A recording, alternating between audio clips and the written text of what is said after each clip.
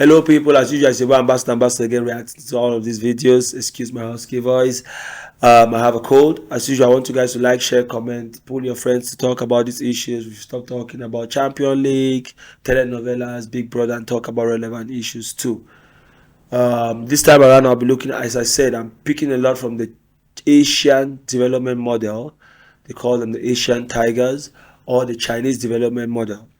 I will wager a bet today that in 25 years, when we return for the 50th anniversary of the Nesquik conference, that you're very welcome. that China will not be dominating the world at that time.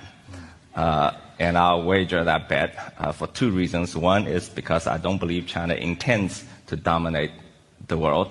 And number two is even if they did, they would fail at it. Because we moved way past beyond the age of dominance. I think it'll be difficult for any one power to dominate the world. It's the wrong mindset.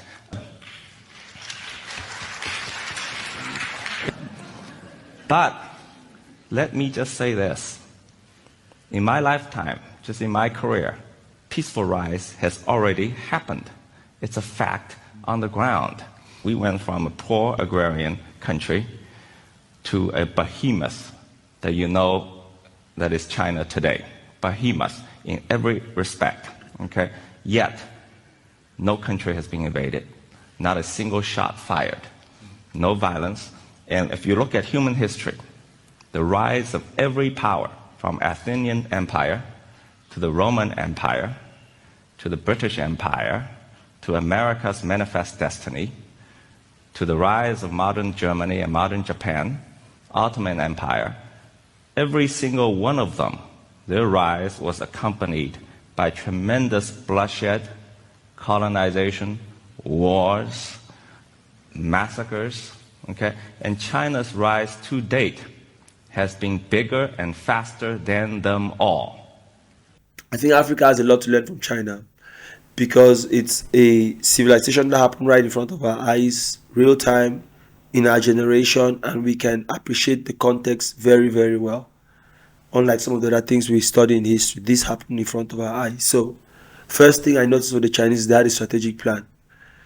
They put in place a stable political, some might call it communist government, but they put in place a stable political system that could ensure long-term growth. And this system could follow up their long-term strategic plan. Because some of these things take a while. When you guys send students out for scholarships, they go and study, maybe 5 years. They come back, we put in place companies and jobs for these people to come and implement the technical know-how they gathered from abroad. When they put these things in place, then they build in place a critical mass, because others start learning from them and they become like the role models in the society. So all of these things might give and take 20-25 years to at least have a pilot phase of a development model, if that makes sense. So when I look at the Chinese strategic plan, I can share some of those details a little bit more down the line, but you can as well Google it.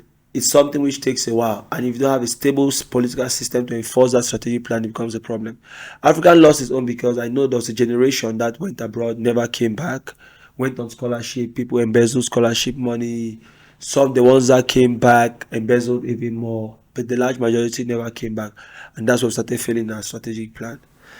Also, as I said, they were very intentional about what they did. So when they sent you abroad, some people signed undertaking, they put in place control measures to ensure that those who went abroad on scholarships came back.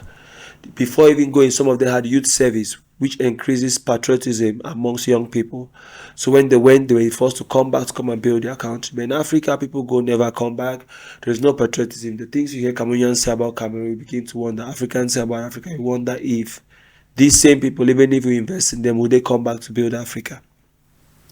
The next thing I have is like, what they did was a very peaceful transition. It's true, when they talk of dictatorship, surely there were some loss of lives, there were some coup d'etats, there were some people who maybe tried to change the government. But when it's all said and done, if we look at the bigger picture, it was good for Chinese. People will say human rights abuse, all of those things. I also feel like, yeah, it's just the media war between the East and the West. But yeah, when it's all said and done, I feel like China is doing better. They're better off than, let's say, 50 years ago.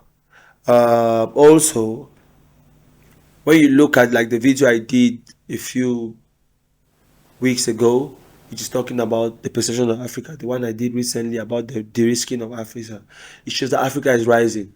When we look at all the potential Africa has, Africa is bound to rise, but it will be a little bit more calculated and it will take a shorter time if we are intentional about this African growth.